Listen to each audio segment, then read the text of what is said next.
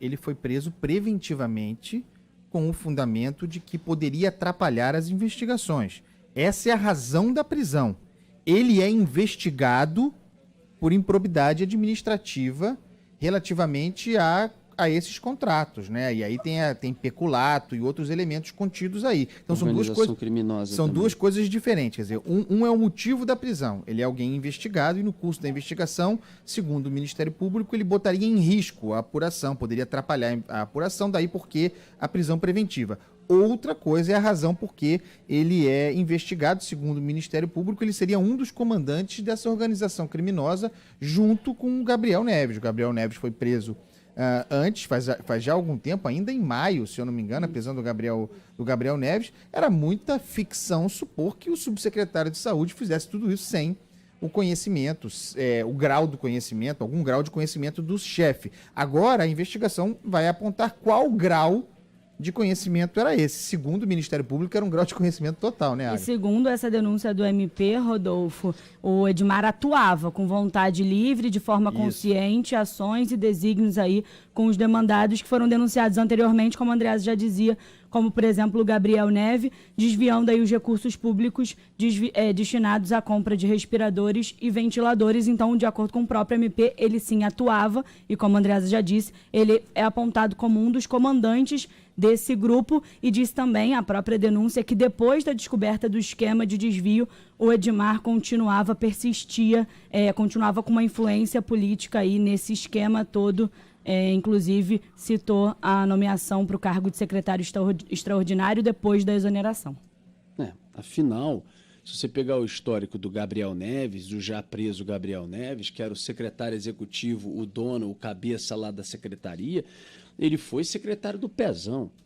Ele foi secretário de Ciência e Tecnologia de Luiz Fernando Pezão, um governo marcado pela corrupção, um governo de continuidade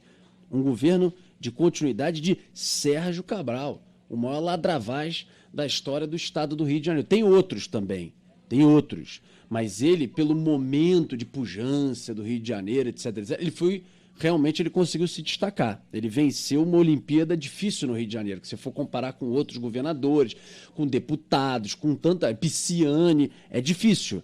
É uma das Olimpíadas mais complicadas, provas mais complicadas de Olimpíada do mundo, de roubalheira no Rio de Janeiro. De qualquer maneira, eu queria aqui um momento desabafo, para dizer o seguinte, com toda a sinceridade do mundo, né?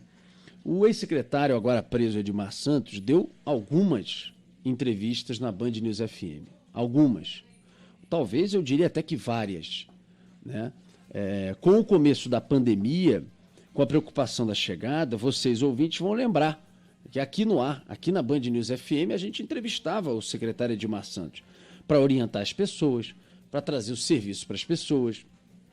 E eu já disse aqui no ar uma vez, e volto a repetir, que eu não boto minha mão no fogo por nenhum agente político, nenhum.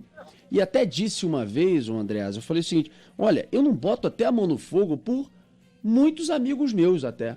Pô, Rodolfo, mas um amigo meu depois me mandou uma mensagem, pô, tá de brincadeira, padrinho meu de casamento. Então não bota, não boto, mas não é porque ele, é porque eu não vivo com ele, eu não sei o que ele faz. Eu, hoje em dia, então, aqui em São Paulo e a maioria dos meus amigos no Rio de Janeiro, sei lá, o cara pode ter mudado de rumo na vida, pode se meter em alguma coisa, foi pro caminho errado. Eu não vou ficar botando um cabelinho do meu braço no fogo por ninguém, até por alguns amigos meus, hein? Eu tô dizendo aqui.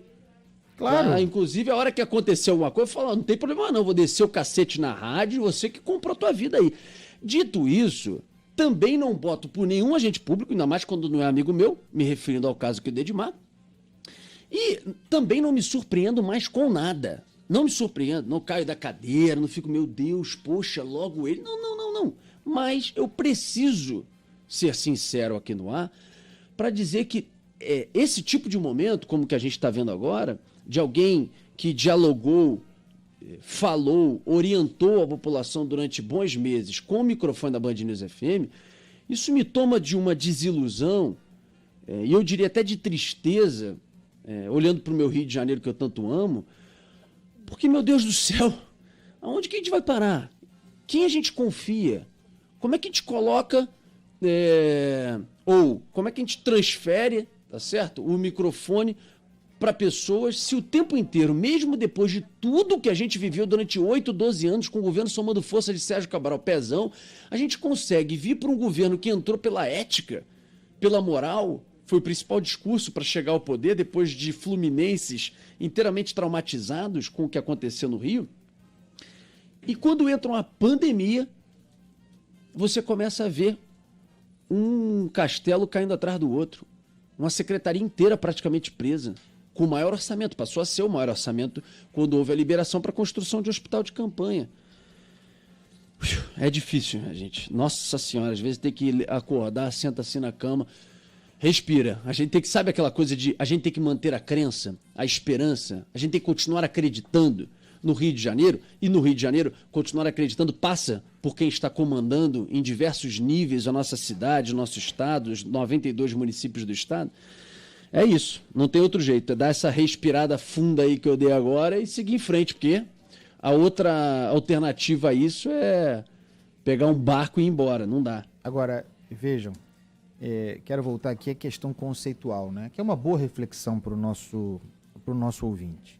Nós estamos sob pandemia, né? Ainda muito agressiva, registros de mais de 1.000 mortes a cada dia no Brasil, em função dessa peste, dessa praga, algo sem precedente na nossa história. Isso gera, obviamente, condições de exceção, né? O que se chama de estado emergencial, estado de calamidade, o que faz com que o poder público possa,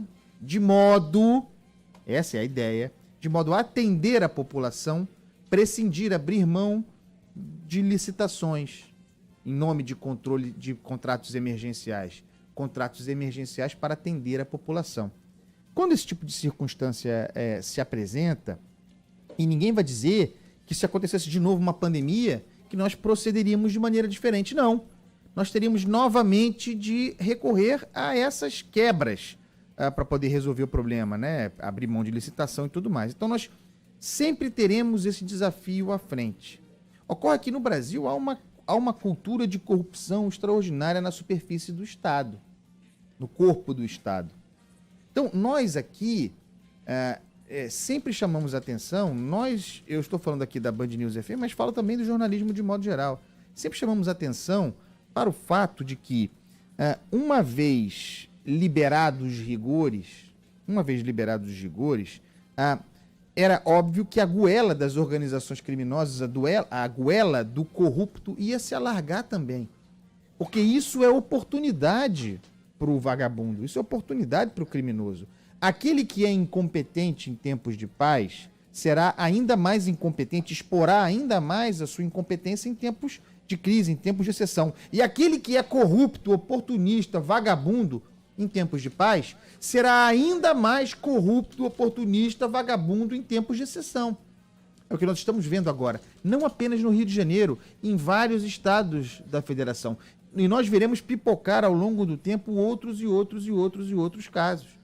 Para a gente entender a lógica podre da nossa estrutura de poder. E é contra isso que a população se revolta. Então eu fico aqui, às vezes, Rodolfo, e vou continuar, em defesa do valor institucional, da importância das instituições, da importância dos poderes, da importância do executivo, do legislativo, do judiciário, dos órgãos de controle. Eu vou continuar fazendo isso. Eu sou um republicano incondicional.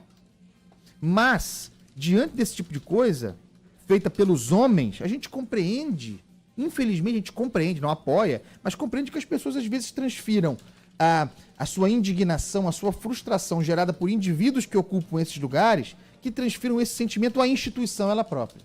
E aí nós temos um problema muito grave, temos um perigo muito grave. Precisamos resistir, saber separar as coisas, votar melhor, eventualmente, escolher melhor os nossos governantes, sermos mais fiscais do que já somos, preservar as instituições e tratar os casos como eles são, fulanizados. É fulano, fulano, fulano. Queremos esses fulanos fora da vida pública para que as instituições possam ser virtuosas e preservadas por todos.